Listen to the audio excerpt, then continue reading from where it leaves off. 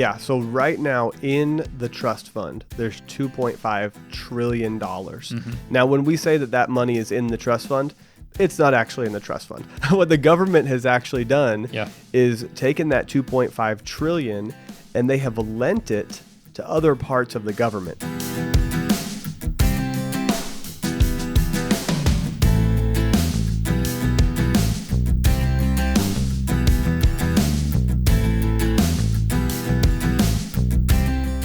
Welcome to Getting Money Right, a show dedicated to helping you achieve financial freedom through education and inspiration, so you can be free to pursue your true life's purpose. We are your hosts, Leo Sabo and David Thompson, and on this episode, we continue our discussion on Social Security. David, why don't you remind us, where did we leave off last episode? And let's dive into this one. Yeah, well, last episode we covered a lot of the history of Social Security, and Social Security is really any government system that provides monetary assistance to people with inadequate or no income, and that's how it's used around the world. Here in the United States, we specifically mean what we call OASDI, our Old Age Survivors Disability Insurance Program, and it's mainly for retirees, disabled people, and their survivors. So if we look back at the history, this thing started back in 1935. We talked about some of the biblical beginnings, that really the root of this comes from a desire to serve the people that are underserved, or to serve the people that don't have an income, that can't make it day to day. The heart behind it was right, but then maybe the way that it was applied didn't necessarily steward the resources well. Exactly. And so we talked about what it means to be eligible, how you can start taking at age 62. But then at age 67, that's when you reach your full retirement benefit.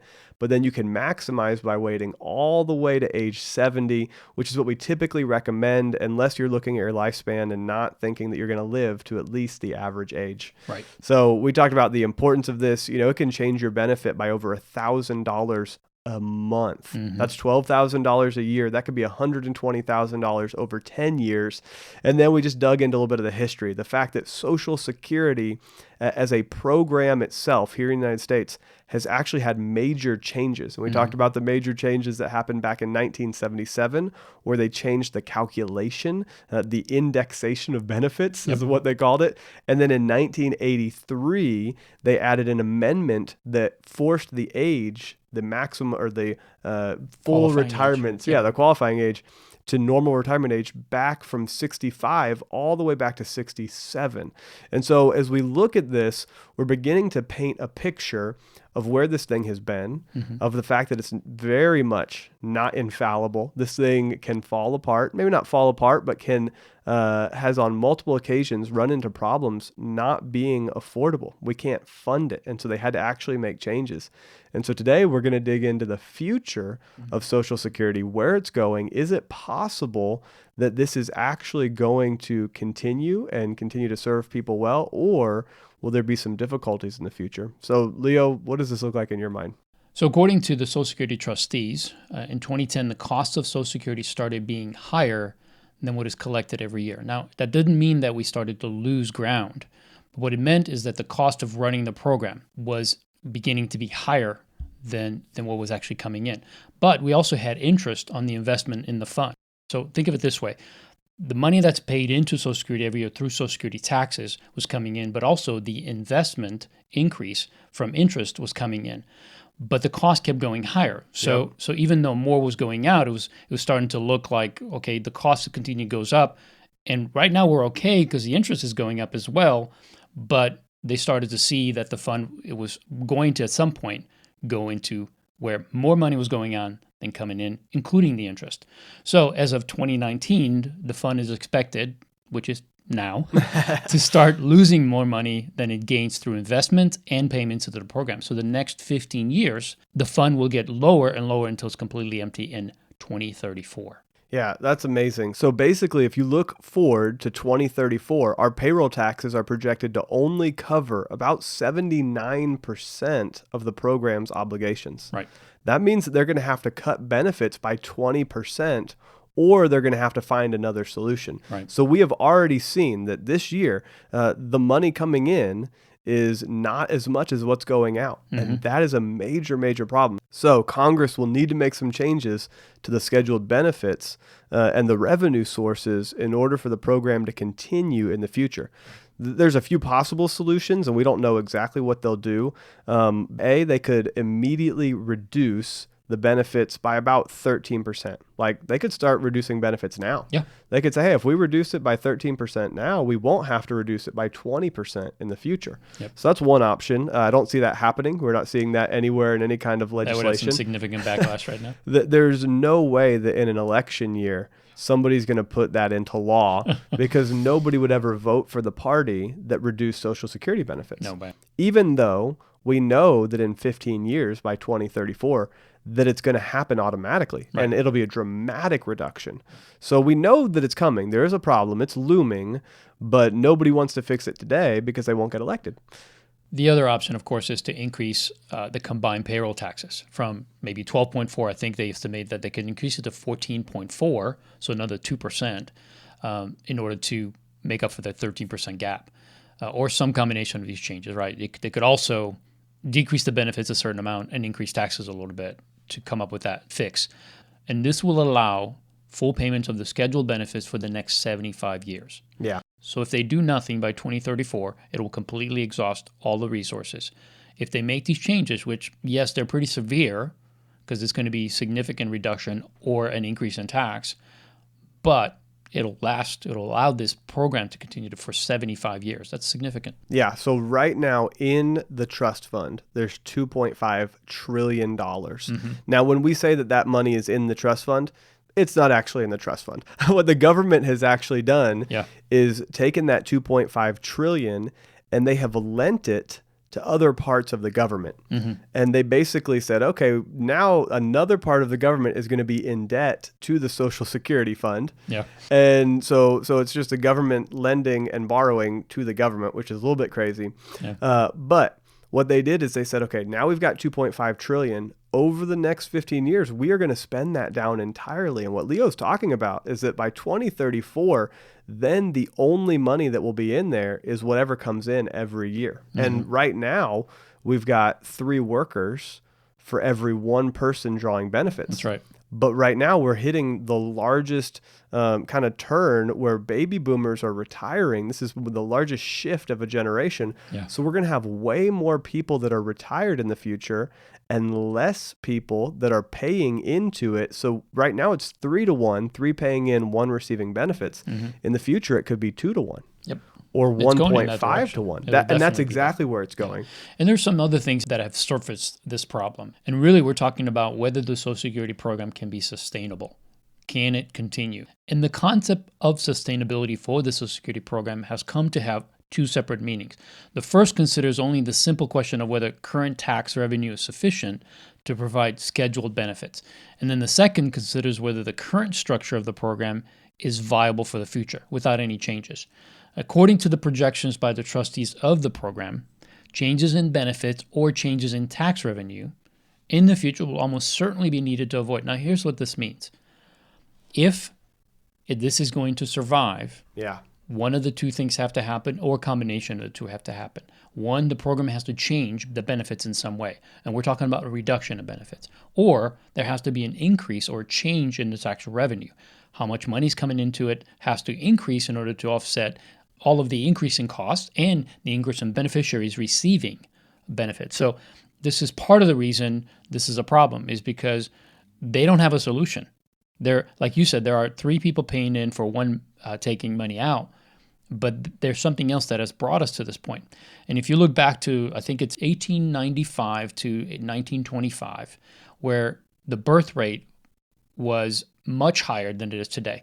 It started out where there was 4 children per family. Wow, 4 children back in the 1800s. Up to 1925. Actually, people were having many more children than 4, but the birth rate and the survival rate was lower. Mm-hmm. So they could have as many as 10 children and only have 5 or 6 survive. Wow. So people were having more children, but only 4 survived. But that was what was going into the fund as the program started. You know, when they looked at the numbers, they said this is going to work out because you got this many people added every year to the working force, and that's going to increase. And of course, people are dying off. So they took all of that into consideration. But by 1946, between 46 and 65, the ratio went from 4 to 3 kids per family. Yeah. And then since 1965, that's actually lowered to under 2. Okay. So that's where our baby boomer problem comes in. So within we're talking less than 60, 70 years, we went from 4 children coming into the world and adding to the workforce to only 2. Wow. So we've lost a great amount of workforce because of the dynamic change of the family and less kids coming into the world. Yeah. So, and I know that, now this is going to sound funny, but I know that the government originally projected that some of that would be offset by immigration, people coming into the country. Sure. And it would be offset by, honestly, this is what they said, by minorities would have more offspring than the white people in America. Essentially, hey, Caucasians will have less children, but minorities or different races will have more children. Yeah. And even that has started to shift. We're having less immigration due to a number of different political factors. Yes. And generally, once people move to America, they don't necessarily continue on the trend that maybe historically their family has had of having multiple children. And so even among different races, you're seeing a lower birth rate. And so this is not being solved by what the government thought initially would solve the problem. And so we are really seeing low birth rates. So we're going to have less people paying in the future, and we're going to have more people receiving benefits in the future. That is going to really throw off the numbers. Yeah. That's what's going to make this so difficult. And that's why we kind of project, well, we know for a fact, it'll either be higher taxes or it'll be lower benefits. Benefits, yeah, no doubt. All right, so let's put some numbers to this. With the average worker benefits currently at about $1,000 per month, 3.3 workers would need to contribute about $300 each month to provide $1,000 of benefit. But after the population age distribution has shifted to have just 2 workers per beneficiary, each worker would need to contribute $500 to provide the same $1,000 benefit. Yeah, that means more taxes. Yep. Because right now, if one person's putting in about $300, but in the future, one person's going to put in $500. Yep. That's a huge difference. Yes. It's more than 60%. Yeah. More than what you're paying today. And so this is, I mean, when we talk about investing here on the podcast and we look at what it means to do an IRA and whether you might choose the Roth or the traditional, a lot of the reason that Leo and I will often recommend the Roth is because you're probably paying lower taxes now than you will be paying in the future. And this is where we get that from. Yep. We look at Social Security, we look at Medicare, we look at the government debt with over $20 trillion of total debt. The government is going to need to get that money from something. And that means either reducing benefits or raising taxes. And I believe that raising taxes is going to be a part of it. And so that's why we often recommend doing a Roth where you pay taxes on your investment today, but then you don't have to pay taxes in the future on that investment. And so anyway, that's a little kind of just dropping that in here. These are the things that we look at when we recommend one investment vehicle versus another. Of course, we also look at your age, we look at your income, we look at a number of different factors. But it's important to realize that this personally affects you on multiple levels. Well, this is a real indicator. It's not something that's maybe going to happen. It definitely is going to happen. So what are the chances that someone will actually make the decision to reduce the benefits? That's political suicide. And I don't know anyone courageous enough to do it. But there's a better chance that taxes will go up. Right. And it'll be approved by Congress. And all the politicians will take the hit because they'll have to. They'll be forced to it. And there'll be a little bit of shakeup, but if they can bump Social Security benefits, Social Security taxes by 2%, they'll do it. Yep. It's easier than cutting everybody's paycheck by 13%. Right. That's gonna be a lot worse. So higher taxes in the future, it's not really a gamble. It's not like I just don't see it. More than likely it'll happen. Yeah. Just look at the history of taxes from the beginning. Have they gone down or have they gone up? Well, and they've gone up over time. Yeah, they've definitely, what's interesting is they started out almost non-existent. It was just this century that we really started in a federal income tax, where you actually paid taxes on your income. And it started out at like 1%, and it moved its way up to 7%. It went crazy for a while where it maxed out at 90%, and then since dropped down to what I would call rational numbers. But again, it's only projected to go forward. It's unlikely that it's going to continue to go down. And when we look at our financial status in the country, we're talking about Social Security. and how over the next 15 years, the fund will be depleted completely.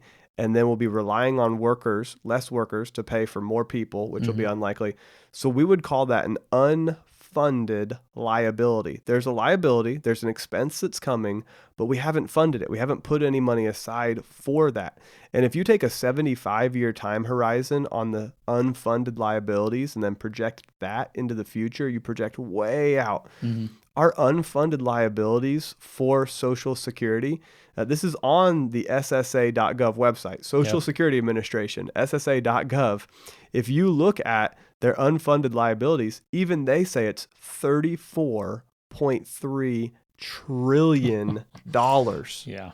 That's massive. Our current, after the entire history of the United States, our current budget deficit currently is $1 trillion a year. That's how much less we earn as a country than what we spend. So we spend more than we earn by $1 trillion. Right. Our total debt currently is $20 trillion. And here we're seeing the unfunded liability for Social Security alone is $34 trillion. Now that's Social Security alone. That doesn't include Medicare, which is probably another somewhere between $20 and $40 trillion. And that doesn't include several other pieces of what government has promised. And so it gets really scary really fast. And we're not going to dig into all of government debt in this episode. We may do that in another episode. But it's important to realize, again, that the odds are the benefits are going to go down or the taxes are going to go up. And I'm kind of leaning on assuming that taxes will go up, namely because right now we have some tax reductions that have been put in place, but they expire after so many years. And so when they expire, the government probably won't be able to repass those same tax reductions. And so the taxes will go up, and as different people get into office, I think it's going to shift our political landscape. I don't know what to expect. I don't know what to expect. None of us do. But you need to be aware that there's a major problem, and it's going to lead to increased cost for retirees because there's going to be fewer workers available to support them, and that we're going to have this issue for a long time to come. There's not an easy solution. Yeah, and the chance of people having more children isn't really, I mean, you look at statistics, it's been going down. What would cause it to go up? There would have to be some massive government program that incentivizes people to have more children. I mean, there are some, when you think about the child tax credit, that I think has a positive effect, but the cost of raising a child, and when you add that in, most people won't make that decision in order to save Social Security, you know? They'll do it either because they want to or they won't do it because it's culturally no longer acceptable. I don't know. I mean, the family has changed, whether we like it or not, and it's not a moral, that's not a moral statement. I'm just saying from a economical standpoint, the family changed, and that's affected our economy, personal economy, because when we had families that lived together, older people were taken care of, Social Security programs were necessary. Right? I mean, it was a totally different dynamic. Now, because we're so segregated and so separated and live in different cities and states, I mean, I'm dealing with this right now with my parents. My dad had a slight medical issue, and he lives in Phoenix. You know, it's not easy to take care of those kind of issues when you're 1,000 miles away. You know, and that's the reality of a lot of us today. We live in different states. We have challenges, medical challenges with older society, with our parents. And as that happens, it has a financial impact on them, but it also has a financial impact on us. And you can't ignore these costs. They're not going to go away. They're only going to mushroom. They're going to get bigger. And the idea of benefits reducing when they're already not very high to keep up with just the cost of living, part, right? I just don't see it. I mean, how do you take $130 from a woman that's only making $1,000 a month?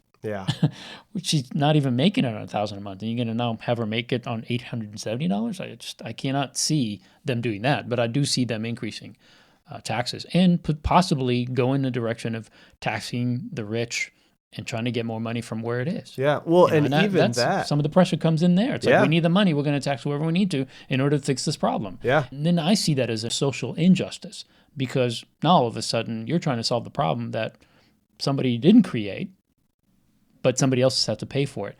So there's no easy answer. What we're trying to say is this is not to scare you, but it's just to give you the clarity of what's really going on, to help you understand the gravity of the situation so that you can start making some plans personally Yeah. to be in a better position and not have to be in that position where you're depending on Social Security completely, Yeah. and either your taxes go up or your benefits go down, and now you're in a tight spot, and you're having to move in your kids or whatever. Where do you go from there? Yeah. Well, and so a few things here. One, even if you taxed quote unquote the rich, let's say the top 10% of people at 100% tax rate, over $500,000 a year. I mean, just, 100% would be crazy. But even if you did that, that alone still wouldn't begin to make up this gap. So that is not actually a solution. They've done the numbers. They've said, hey, maybe we should start taxing these people dramatically higher. Yeah. And if you do that, A, it doesn't solve the problem, and B, it causes people to work less and produce less because they have no incentive to go into the marketplace and earn more than $500,000 a year or $1 million a year because they don't get anything out of it. So A, it has an inverse relationship on the overall budget for the government. But I like to think of our government budget. This is a very simplistic analogy, but I like to think of it kind of like a family budget. Yeah. Well, and a budget here's is what's a happened. budget. A budget's a budget, right? I agree. This is a good example. So if you look at the total amount of debt that we have as a country, earlier I said it was 20 trillion. I'm looking at usdebtclock.org, and Leo will link it in the show notes.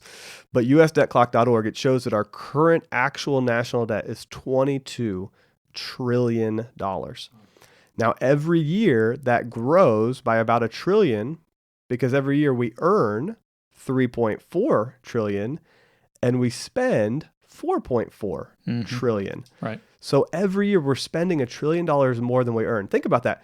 25% more than we actually earn is what we're spending and what we have committed to spend on these types of programs.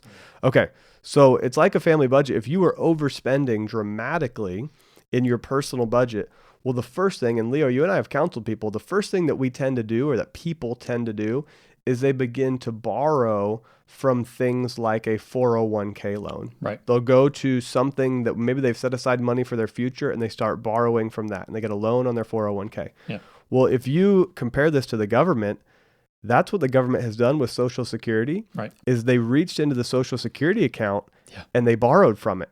Right. Okay. Now it's just a 401k loan that they plan on paying back. Yeah, exactly. Hey, we plan on paying this back. So, okay, so now we're going back to the personal example. Once you've kind of maxed out your 401k loan and you don't have anything to get there, then you might take out a home equity loan and take out equity out of your home. Well, the government has done this by taking the money and putting in IOUs into the civil service retirement and defense retirement accounts. So think of all the military retirement, think of all the people that work for the government, the civil service retirement, all those governmental accounts now have IOUs in them. Right. So they've basically borrowed and borrowed. Then if you personally have a ton of debt and you can't borrow from yourself anymore, you start borrowing from other people. So you open up a line of credit at the bank. And this is what our country has done by going to other countries. Right. And saying, hey, let's borrow from all these other countries. So now you've maxed out your own ability to borrow. Now you're maxing out your ability to borrow from others. Well, if you personally run into this scenario, then you start borrowing from loan sharks and high interest debts. You might use a credit card that you can't actually pay. And so maybe you're paying 20%, or you go to a payday loan where you're paying 400%, right? So what's going to happen is our country as a whole, they're going to run out of money to borrow from Social Security. Yep. They're going to run out of money to borrow from the civil services and defense retirement accounts. And they're already pretty much maxed out on that. Then they're going to run out of money to borrow from other countries because other countries are going to see the problem. Yeah. And so the other countries are going to begin to raise the interest rate. Exactly. And they'll say, sure, we'll let you borrow, but we're going to be loan sharks and we're going to raise that interest rate because we need to make sure we get paid. Exactly. And so this is the scary part of what's going on with our country is that, yes, right now we've been able to borrow from the future, borrow from other countries. Right. But now we've run out of money to borrow. And now I say that it might not be this year. It might not be next year. It might be 5 years from now. It might be 10 years from now. But we're going to run out of money to borrow cheaply. We won't be able to borrow from ourselves. We won't be able to borrow from other countries. And unless the economy grows very quickly and overcomes some of this deficit, unless we get more workers into the economy, unless we grow more in the overall output of our economy, or spend less, which is not currently happening. Yeah. If we don't fix these things, that's where we honestly don't know what's going to happen, but we know that it will not be comfortable. Well, I think about it from the perspective you just used. In a family budget, when you're personally going through this, and if you as a listener have gone through this, you understand the pain of having that debt over your head. And as it gets worse and worse and worse, it forces you to take notice, first of all, eventually start making a plan like, I cannot continue this. And there's a personal stake in it. And man, if I don't fix this, this is going to be bad. I'm going to lose my home, my family. My wife might leave me. My kids will leave. I mean, it has personal consequences. The problem with this system is that there's not one person or one group of people that are taking responsibility. Our government officials are voted in and voted out. They finish their term and then go on their merry way. Nobody's willing to make this a personal matter. And therefore, even though this is screaming to all of us that have the sight to see and the ability to understand this is heading in the wrong direction, we see this and we're like, something needs to be done like yesterday. Right. But I think our politicians are just kicking the can down the road. Yeah. They're just like, you know what? I know it's a problem, but I'm not going to worry about it. I don't want to lose my position. And they just let it go. And I think that makes me really frustrated in one point and also sad in another, because frustrated because I know the problem's not going to be fixed and not until it's dire. And sad because I think, man, where have we gone morally where we make decisions to continue to push this problem to the next generation and the next generation? Yeah. I think we just had a granddaughter about 7 months ago, and I think, what is she going to be facing when she's my age? Like, what will she have to do just to be able to survive? Because if this continues for another 30, 40 years, I just don't see how. And I don't see how this is going to be fixed in an easy way. It's either going to be a massive war or a restructuring of the whole world. And who knows? God knows. But it's just not good. And I'm not an alarmist, and I don't think about it every day. And I try to, just understand that some things are out of our control. But I do see this problem, and I say, man, oh man, I hope somebody's courageous enough. A group of people can be voted in to be courageous enough in saying, we've made mistakes for many, many years. We keep pushing this down the road, and we can't do it anymore. And I might have to be part of the person that suffers through this, but I think it's better than kicking it down the road and hoping that somebody else will figure it out 1 or 2 generations down the road. Yeah. I think we're running out of time there. Because right now what we're saying is in 2034, we'll just reduce those people's benefits by 20%. And maybe you go back out into 2050 and, hey, we'll reduce their benefits by 40%. What you're doing is you're pushing it down to the next generation saying, well, they can suffer. Yeah. They can deal with it. Hey, I don't want to reduce by 10% personally. Let them reduce by 20%. Right. Let that next generation reduce 40%. I mean, that's selfish. Yeah, it's very selfish. And, and it's hard to stomach. But yeah. Well, we are out of time, but before we leave, we just want to really say a lot of what we've said today is not to bring any kind of anxiety or fear, but really just to hopefully wake you up to the reality of what's going on. And even though there are some things that our politicians and our government has done to put us in a situation, we have a personal responsibility. Absolutely. So in the next show, we're going to talk about how would all this impact you and what you can do about it. Yeah. Because there are some things that you can do so that when things do get difficult, that you have some ways that you've planned some things and you put some things in place to be in a better position to survive. Yeah, yeah. And hopefully thrive. That's our hope, is that you would actually thrive through a season like that instead of just surviving. But there are some things that we can do, and that's our personal responsibility. So we're going to leave you for today, but next week we're going to give you some hope and give you some guidance on what you can do to prepare for the future. Yeah, and I think the simple things, they start today by, right now, I'm on your website, Leo, leosabo.com. I'm under the resource section, and before I could even click on the next tab, this pop-up comes up and it says free online course. Mm-hmm. And that free online course, I've been through it. I love it. It gives you the basics of starting your process. Program. Right. So start there. Continue listening to this podcast. I would recommend that you get the book Jesus on Money, and you can pre-order it today at stewardshippastors.com. There are resources out there that you can have financial security, you can have peace in your finances, you can have basically a level of contentment and gratitude for where you are. You can begin to create things with your family that make sure that as a family you're taken care of and the people around you are taken care of. What we want is for you to get to the place where you are solid so you can help other people who their feet's on quicksand and you're standing on a firm foundation, and you can help pull them out of the sand onto a firm foundation and help them get healthy. So that's what we want to do for you. That's why Leo and I have the podcast. That's why I put together the book, Jesus on Money. I saw everything that Jesus said about money, and it blew me away. I was just thinking, there's like over 800 verses just in red where Jesus is talking about how to manage and having the right heart behind stewarding finances and money and what eternal rewards there are and what rewards there are on earth. I mean, there's so much there.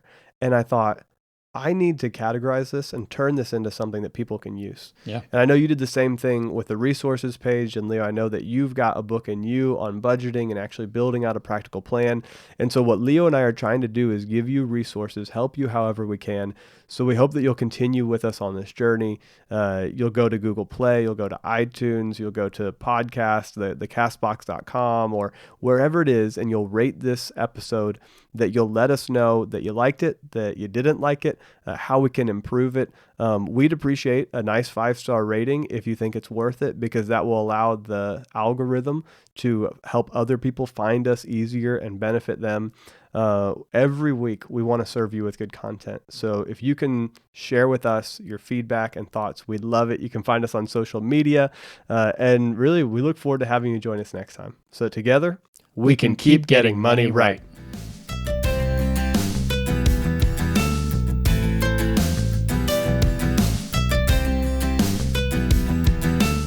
Our government officials are voted in and voted out. They finish their term and then go on their merry way. Nobody's willing to make this a personal matter. And therefore, even though this is screaming to all of us that have the sight to see and the ability to understand this is heading in the wrong direction, we see this and we're like, something needs to be done like yesterday. Right. But I think our politicians are just kicking the can down the road.